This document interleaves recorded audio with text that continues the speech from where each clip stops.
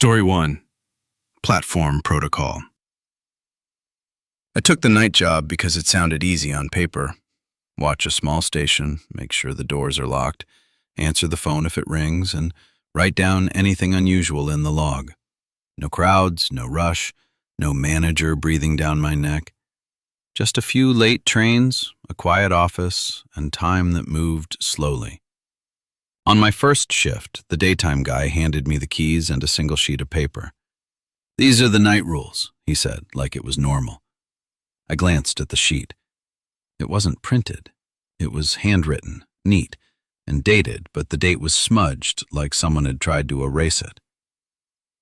"Is this a joke?" I asked. He didn't smile. He didn't even look at me.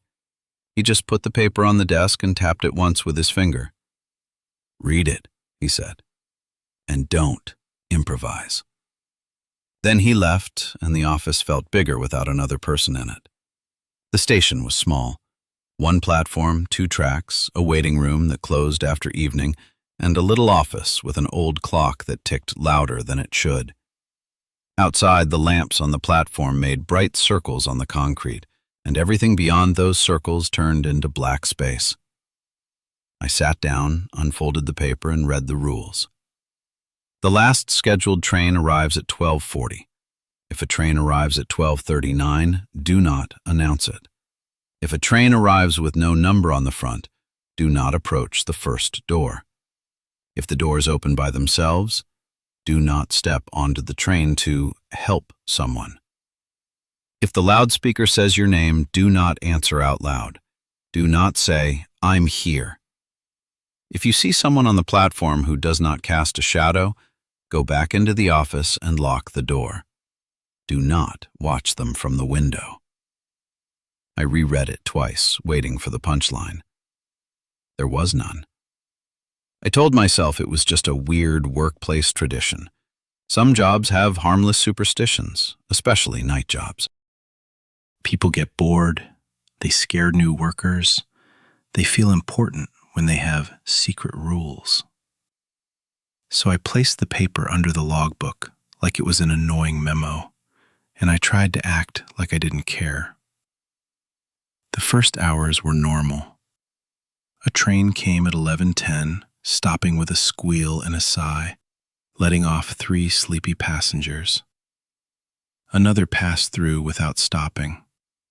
The platform stayed mostly empty, and the air smelled like cold metal and damp concrete.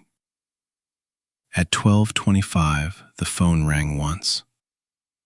I stared at it, surprised, because the phone hadn't rung all night, and nobody had said anything about calls. I picked it up. Static, then a faint click, as if someone had lifted another receiver far away. I waited. "Hello?" No voice, just breathing. Slow, careful breathing, like the caller was trying to stay quiet. I hung up, suddenly irritated at myself for being nervous. At 12:38, the lights on the platform flickered once. Not fully off, just a fast dimming like a blink. At 12:39, I heard the sound of a train approaching. It was too early by 1 minute, and I hated how quickly my mind remembered rule number 1. My body reacted before my brain could argue. My throat went dry, and my hand moved to the paper under the logbook like it could anchor me. The train arrived in silence. That was the first thing that felt wrong. Usually you hear the grinding, the squeal, the metallic complaining. This one slid in like it was being pulled by something smooth and patient. Its headlights were off. It stopped perfectly aligned with the platform, and for a second I thought, okay, maybe the rules are stupid. Maybe the lights are broken. Maybe. Then I realized something else. There was no number on the front, no display, no sign, just a blank, dark window where numbers should have been. The doors opened, not with a beep, not with the normal warning sound, They opened softly, like someone opening a closet they didn't want to wake a sleeping house. I stayed in the office doorway, half hidden, staring at the platform. I told myself to be professional. I told myself to do the normal thing. Step out, check the platform, ask if anyone needs help. But rule number 3 sat in my head like a heavy stone. Do not step onto the train to help someone. A figure appeared in the open doorway of the first car. It was shaped like a person, but I couldn't tell details. The platform light didn't seem to touch it properly. It stood there still, as if waiting for me to decide what it was. My instincts screamed, shout, ask questions, demand an ID, call the police. And then the loudspeaker above the platform crackled. The station loudspeaker had been off all night. I hadn't touched it. Nobody should have been speaking through it. It clicked, hissed, and then a calm voice said my name. Perfectly. Clearly. Like someone reading it from a file. I froze. The voice wasn't mine. It wasn't the daytime guy. It wasn't any voice I recognized. It was smooth and polite, like the station itself had learned how humans speak. Please come to the platform, it said. We need you. My stomach dropped. The rules hadn't said the loudspeaker would ask politely. They had only said one thing. If the loudspeaker says your name, do not answer out loud. I stayed silent, holding my breath like silence was a shield. The voice continued, as if trying different approaches. Hello, it said, softer. Can you hear me? Then, after a pause, it changed. It became my own voice. Hey, my voice said through the loudspeaker, sounding tired and familiar. It's okay. Come out here. My hand started shaking so badly, I had to grip the door frame. Outside, the figure in the train doorway shifted slightly, like it had heard the voice too and was pleased. I stepped back into the office and locked the door. I didn't do it dramatically. I did it quietly, because I didn't want the building to feel challenged. I sat behind the desk where the monitors couldn't see me from the window, and I stared at the paper like it was now the only thing between me and a mistake. The loudspeaker clicked again, my voice again, calmer. Open the office. You forgot the keys. That sentence hit me like cold water because I had said something similar earlier as a joke to myself when I almost locked my keys inside. It had been listening. I pressed my palms against my ears, but the loudspeaker was inside the station, inside the air, inside the walls. You can't cover it out. After a while, the voice stopped. The silence felt staged, like a trap. I stayed in the locked office until the real scheduled last train arrived at 12:40. It came with bright headlights and the normal squeal and the normal beep. It didn't stop. It just passed through, as if pretending nothing was wrong. And then, like a polite guest leaving a party, the other train's doors closed. I heard it depart, still too quiet, sliding away into the dark beyond the platform lamps. At 6 a.m., the daytime guy returned. He looked at my face and didn't ask questions. You read it, he said. I nodded. He reached under the desk and pulled out the paper I'd been using. He checked it like a checklist. Then he said quietly, Did it use your voice yet? I swallowed. Yes. He didn't seem surprised. He just took the paper, flipped it over, and wrote a new rule at the bottom. If it uses your voice, do not repeat the words back to it. I watched him write, and I realized something that made my skin crawl. The rules weren't old. They were being updated. Story 2. Car 3 Rule. I worked as a conductor on a late-night route that was mostly empty. People imagine trains full of strangers and drama, but night trains are usually just tired bodies and quiet phones. You check tickets, you answer simple questions, you watch the doors, and you count the minutes until the final stop. On the night it happened, my supervisor handed me a folded sheet of paper with my route documents. "New rule sheet," he said. I unfolded it and saw the words at the top, Car 3 instructions. Read before departure. I laughed once. Since when do we need special instructions for a car? He didn't laugh back. Since now, he said, follow them exactly. When the train arrived, everything looked normal. Lights on, doors opening with the standard beep, passengers stepping in quietly. I walked along the platform and did my usual checks. Car 1, normal. Car 2, normal. Then I reached car 3. The door was open, but the light inside was off. It wasn't dark like a broken bulb. It was dark like a room that didn't want to be lit. My flashlight beam went in and seemed to lose strength, like it was being swallowed by black fabric. I stood at the threshold and read the rule sheet again. Car 3 is not in service. Do not enter it. If a passenger insists they are in car 3, move them to another car without arguing. If you hear singing from car 3, do not respond. Do not knock. Do not open the connecting door. If you see the lights in car 3 turn on, announce over the intercom that car 3 is closed and stay in car 2 until the next station. If a passenger asks, "Is this the right train?" do not answer yes or no. Ask them where they are going. If they say your station name, end the conversation immediately. Simple rules. Clear. Like they were written by someone who had learned the hard way. We departed on time. The train moved smoothly through the night, and the normal sounds returned. Wheels, wind, the soft vibration under your feet.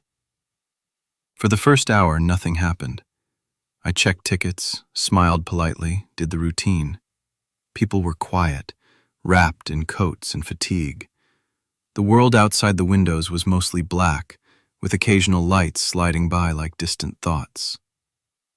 Then, somewhere between stations, I heard it. Singing. Not loud, not even clear words. Just a melody, soft and thin, coming from behind the connecting door to car 3. It sounded like a lullaby, the kind you almost recognize but can't place. The rhythm was steady, calm, like someone singing to keep themselves company. A passenger looked up, frowning. "Do you hear that?" My mouth went dry, but I forced my face to stay neutral. "It's just the train," I said, and I hated that I had to lie.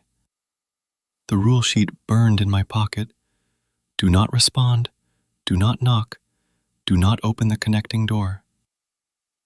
The singing stopped the moment the passenger stopped talking, like it had been listening for confirmation. 10 minutes later, the lights in car 3 turned on. I saw it through the small window in the connecting door. A pale, flickering brightness, too cold, too white, like a hospital corridor. It didn't spill warmth. It made the darkness around it look deeper. My hands shook as I reached for the intercom microphone. "Attention passengers," I said, voice steady only because I forced it. "Car 3 is closed. Please remain in your current car until the next station." Nobody argued, which was almost worse. People just went quiet, as if the announcement had tapped into something they already sensed. I stayed in car 2, as the rule sheet said. I stood near the connecting door, watching the little window like it was a wound that could open wider. In the window, I saw movement. Not a face, not a clear body, but a shift of darkness against the pale light, like someone walking past just out of view. The movement was too smooth, like a person gliding instead of stepping.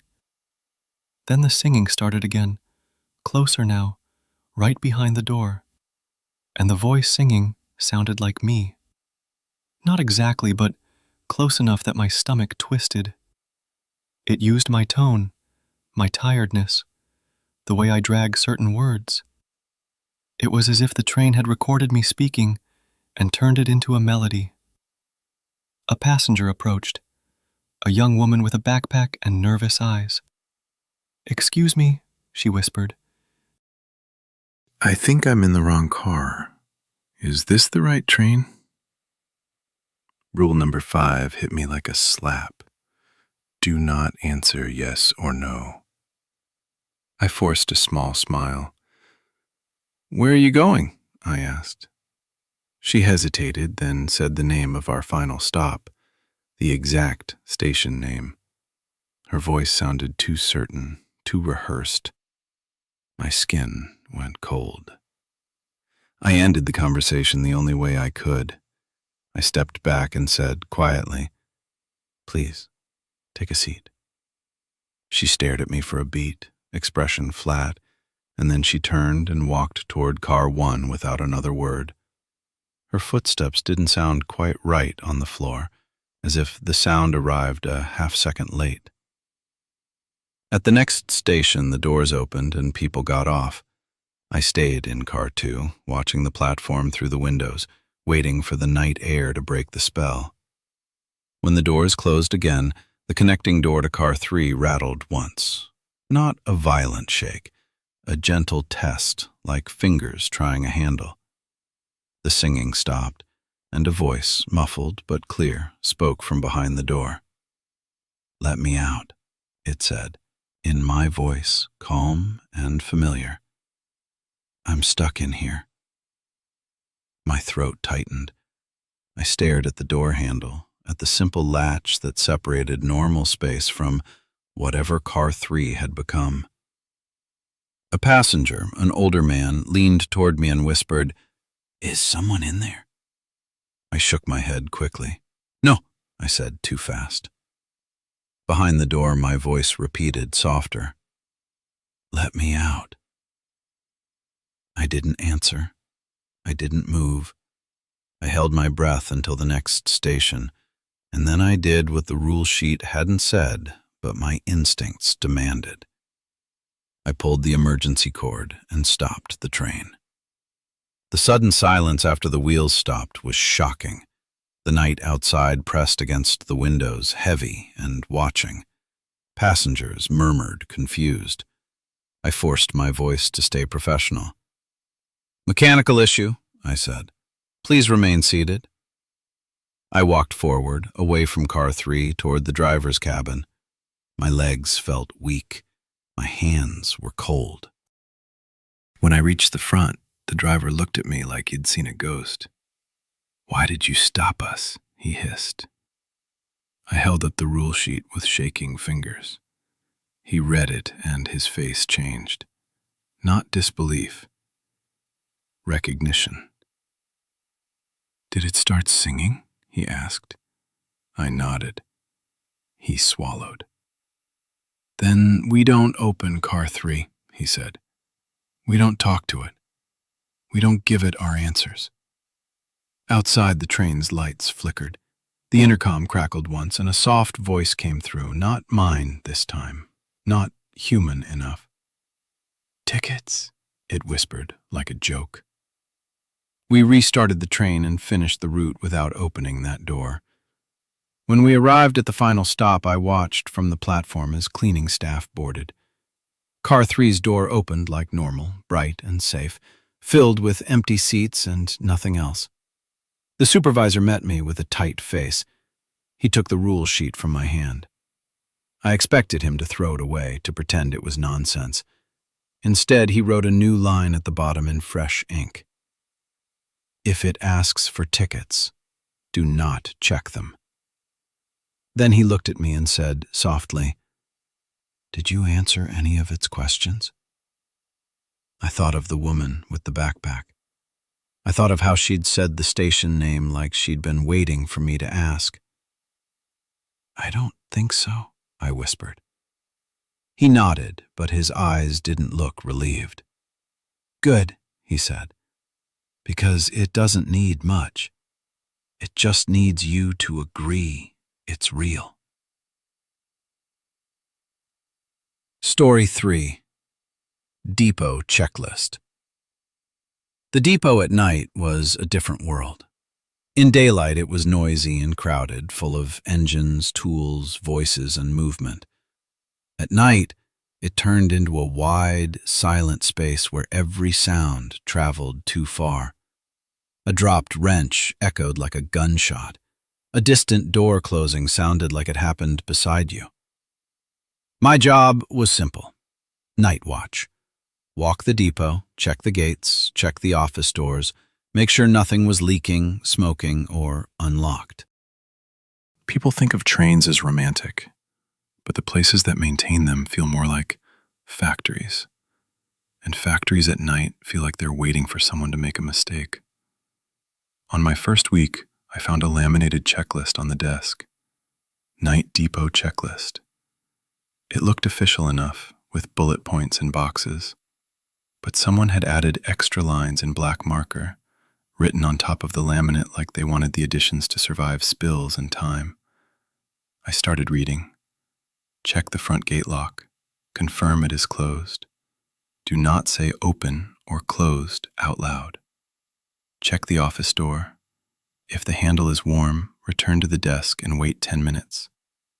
Check the main hall. If you hear footsteps that stop when you stop, do not test it by walking again. If you hear someone call your name, do not answer. Do not say, "Who's there?" If the intercom turns on by itself, unplug it. Do not listen for more than 3 seconds. Do not whistle. That last one bothered me more than it should have, because I whistle without thinking. It's how I fill silence. I laughed quietly to myself and told myself it was another night shift tradition, a way to keep new people alert. Still, I kept the checklist on the desk, because ignoring rules in an unfamiliar place is the kind of arrogance that gets you fired, or worse, humiliated. The night started normal. I did my first round. The front gate was locked, the office door was cold, the main hall was empty. The trains in their bays looked like sleeping animals under dim lights. I was halfway through my second round when I realized the depot had a sound I hadn't noticed before. A soft clicking, like a pen tapping on a table. It was coming from the office. I went back, flashlight beam cutting through the corridor. The office was dark, but I could see the desk, the chair, the outline of the intercom on the wall. The clicking continued, steady and patient. I stepped inside and turned on the desk lamp. The checklist was on the desk, exactly where I'd left it. The clicking stopped. Then the intercom clicked on. A low hiss filled the room, like someone breathing into a microphone. I stared at it, my body going cold, because I hadn't touched it and it shouldn't activate without a button press. Rule number 5 flashed in my mind. Do not listen for more than 3 seconds. 1, 2, 3. I reached up and yanked the plug from the wall. The hiss died instantly, leaving a silence that felt too clean, as if the room had been scrubbed of sound. I stood there, breathing hard, and then I noticed something else. The checklist had a new line written on it, not in marker, in the same printed style as the original, like the checklist had always included it. If you unplug the intercom, do not plug it back in. My hands shook. I lifted the laminated sheet and tilted it toward the light, expecting to see fresh ink, a smear, something that explained it. It looked perfectly printed, perfectly sealed under laminate. I put it down slowly, as if it could bite. I did not plug the intercom back in. After that, the depot began to behave like it was waiting to see if I would break in small ways. I walked the main hall again, My footsteps echoed lightly. The place smelled of metal and oil and cold air. Nothing moved, but I felt watched in that quiet, technical way, like sensors were tracking me. Near Bay 4, I heard footsteps behind me. I stopped. The footsteps stopped. My throat tightened, and a childish part of me wanted to prove it was nothing by walking again, forcing the echo to behave like a normal echo. Rule number 3. If you hear footsteps that stop when you stop, do not test it by walking again. So I stayed still. I stood there in the dark hall, listening to my own breathing, waiting for the thing behind me to reveal itself in a way I could handle. Silence. Then, very softly, someone whispered my name. Not shouted, not called from far away. Whispered close to my ear, like a person standing just behind my shoulder. Rule number 4, do not answer. Do not say, "Who's there?" My mouth went dry, but I kept it shut. The whisper happened again, slightly different tone, like it was trying out versions of me it could reach. Then it changed. The whisper became my own voice, speaking from behind me. "Hey," my voice said, friendly, casual. "Turn around." I didn't. I walked forward, slow and steady, not running, because running would mean I accepted the game. I headed toward the office because the office had light, and light makes you believe you have control even when you don't. When I reached the office door, I remembered rule number 2. If the handle is warm, return to the desk and wait 10 minutes. I put my hand near the handle without touching it. I felt heat. Not the mild warmth of a building's interior. Heat like skin. I stepped back immediately. The office handle should not be warm at 3 in the morning in an empty depot. I walked to the desk area without opening the office door fully, staying in the corridor where I could still see the hall behind me. I sat down in the chair and stared at the clock. 10 minutes is a long time when you're waiting for something to move. The depot stayed silent. No footsteps, no intercom, no whisper. Just the ticking of the clock and the soft buzz of the lamp. At minute 9, I made my biggest mistake.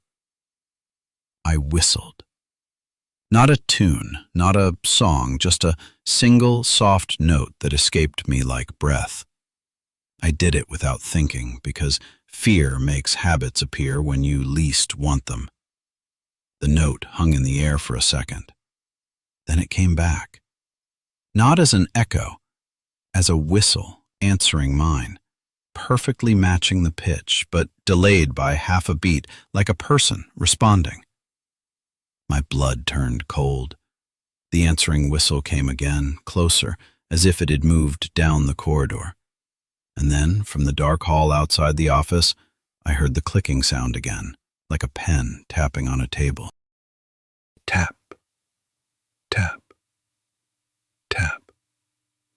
The sound moved steadily toward me, and I realized with sudden clarity that it wasn't a pen. It was fingernails, tapping on metal. I stood up so fast the chair scraped and the tapping stopped as if the thing enjoyed being acknowledged. The checklist on the desk shifted slightly like someone had nudged it. A new line appeared at the bottom, printed under the laminate, clean and official. If you whistle, you have invited it to answer. I stared at that sentence until my vision blurred. I didn't finish the shift. I left the depot the way you leave a place that is pretending to be normal until you give it a reason to stop pretending. I walked to my car, got in, locked the doors, and drove until the lights of the depot disappeared behind me. The next day, my supervisor asked why I'd left early. I tried to explain without sounding insane. I said the intercom turned on by itself. I said the checklist changed. I said I heard my own voice behind me. He listened without interrupting, and when I finished, he nodded slowly like I'd confirmed something he already suspected. Then he opened a drawer and pulled out a stack of laminated sheets. All of them were checklists. All of them had different, extra rules. He tapped the top one and said quietly, "It learns what works." I swallowed. What is it? He didn't answer directly. He just said, "Don't whistle again."